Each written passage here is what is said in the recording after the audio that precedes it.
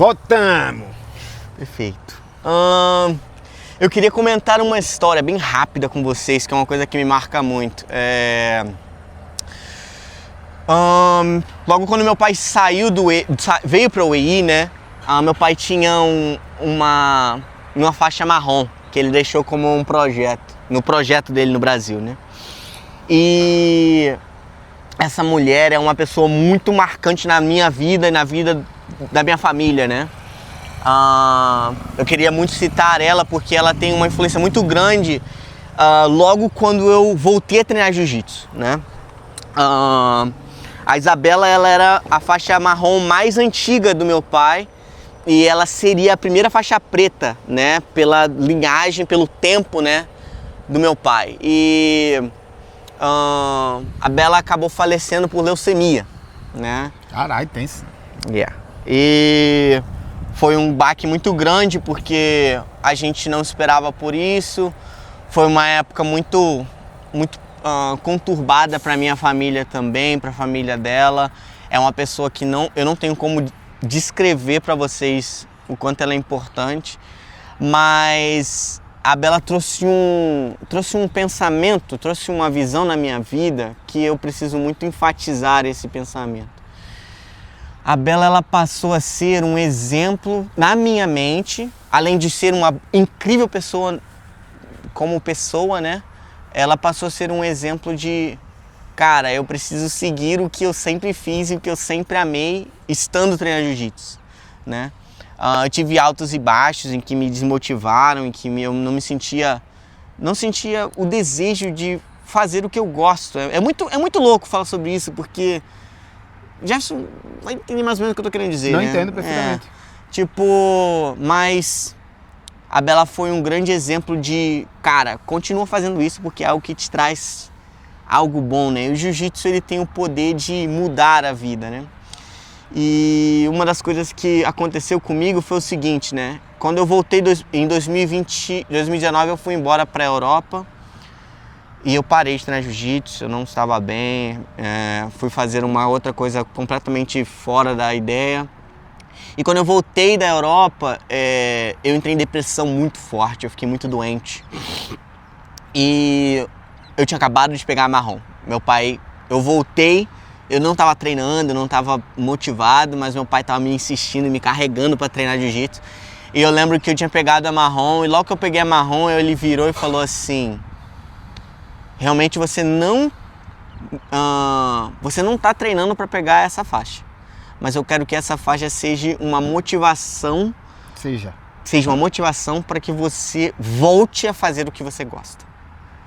E aí eu lembro que eu tava tipo, caraca, porra, tá bom.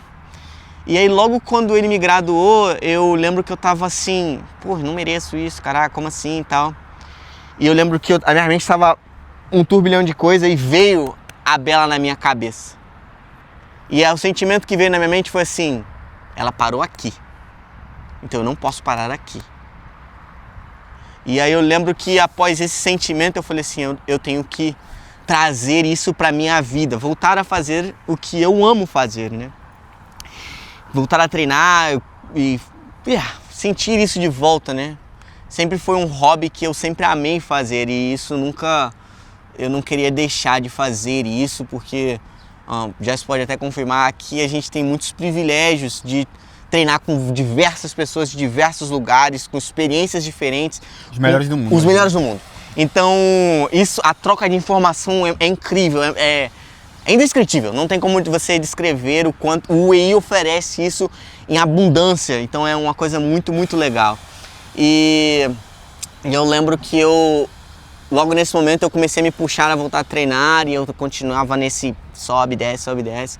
E aí eu comecei a trabalhar num colégio australiano, eu tinha que dar aula lá. E eu comecei a dar aula nesse lugar e foi muito difícil, porque não tinha a ver com a minha qualidade de aula ou no profissional que eu era, mas no momento em que eu estava vivendo. Eu não estava bem para oferecer algo bom, sabe? Isso aqui. E aí era uma luta constante comigo e eu evoluí pra caramba nesse lugar. E aí eu comecei a dar aula em outro lugar que, tipo, mudou a minha vida. eu passei a ter várias responsabilidades, né? Até, pô, não sei se ele vai ver esse vídeo, quero muito agradecer o professor Carreno, tá bom? Pela grande oportunidade. Alô, professor Carreno! Brigadaço mesmo, sou sempre, todas as vezes que eu puder agradecer, eu vou agradecer ao senhor pela oportunidade de trabalhar na sua academia, com os seus alunos. Foi uma experiência que me retornou à minha vida, me fez ter vontade. Trouxe de volta. Me trouxe de volta. E aí a minha vida foi mudando. Eu fiz contatos, eu fiz muito network, eu tinha bons amigos, eu estava frequentemente treinando e, pô, estava num ritmo muito legal. E aí eu tive uma lesão, recebi uma proposta muito melhor de trabalho e aí aconteceu uma coisa muito legal. Peguei a faixa preta, né, que não estava esperando, eu não esperava por ela.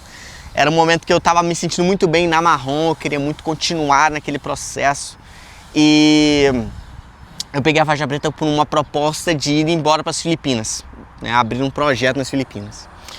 E aí acabou que não fui, né, mas peguei a preta. E no dia que foi a minha graduação, eu lembro que meu pai pediu para mim falar algumas coisas e na minha mente veio assim: cara, não tem nada de diferente aqui. A única situação é que eu tenho mais responsabilidades a ser o que eu falei que eu seria, pra mim mesmo. E a partir daquele momento eu falei, eu preciso ser pra mim o que eu disse que eu seria pra mim. Não o que ninguém iria falar, não o que ninguém iria fazer, dane-se pra isso, mas eu tinha na minha mente que eu precisava ser aquilo que eu esperava ser. E eu tinha agora mais responsabilidade porque eu tinha sido graduado e eu esperava isso de mim, né? Então, acho que eu gosto muito daquela frase do Homem-Aranha que fala assim, como é que é? Grandes poderes, grandes responsabilidades. Grandes responsabilidades, né? E eu senti assim, cara, não tenho poder nenhum. Só tenho mais responsabilidade e agora eu sinto que eu preciso manter a ideia da responsabilidade. Então eu preciso ser aquilo que eu falei pra mim que seria, né? E aí isso tudo influencia muito a minha vida atualmente. Eu penso muito...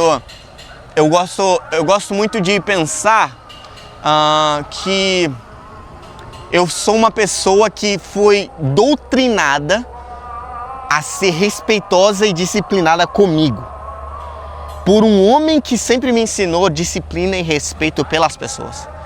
Então, todas as vezes que eu penso nos meus alunos, nas coisas que eu devo fazer, eu penso, cara, eu estou oferecendo a essa pessoa realmente o que eu falei que eu seria pra mim? Então muitas das vezes eu penso nisso, sabe?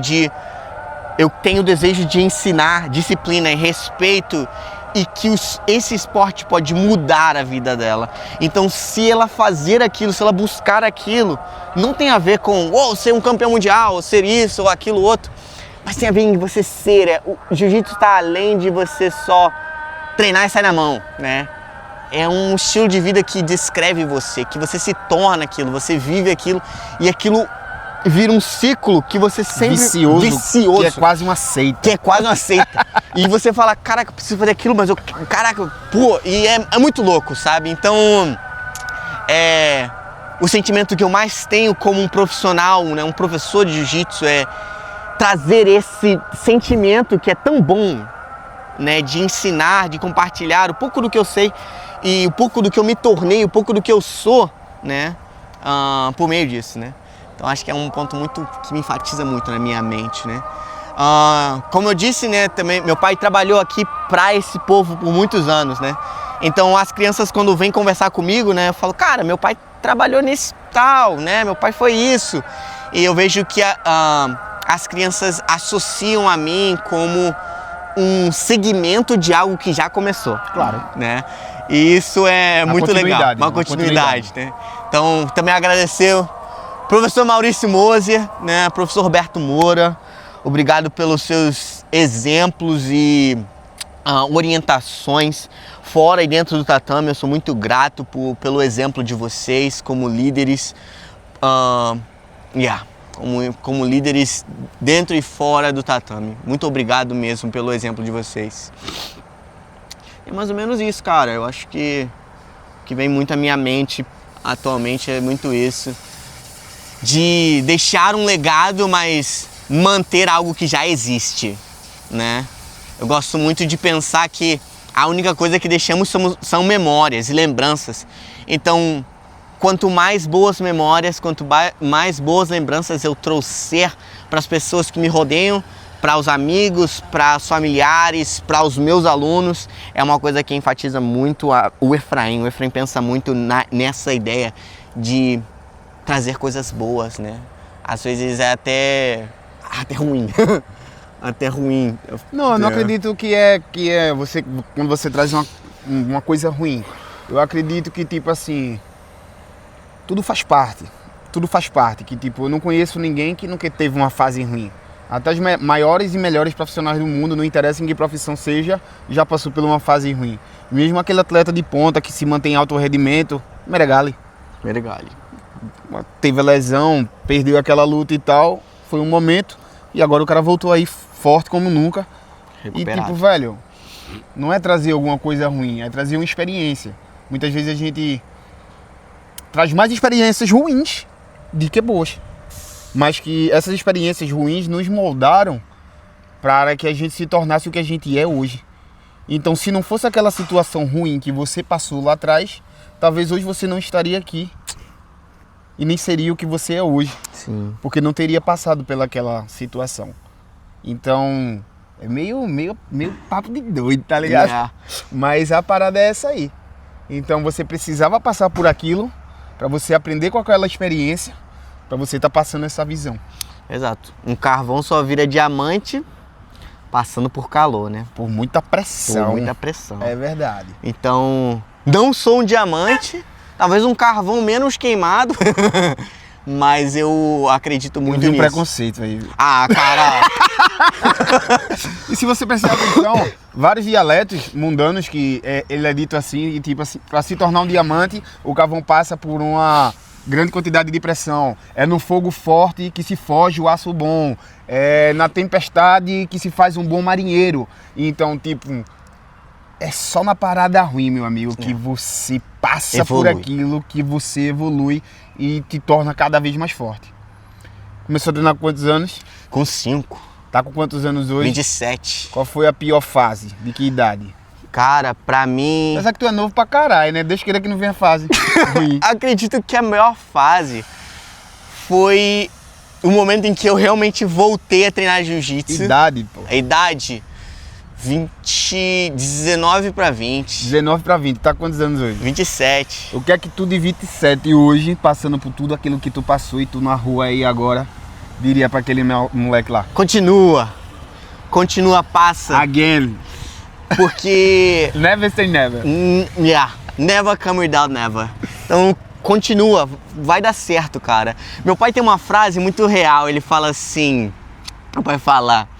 Toda turbulência passa.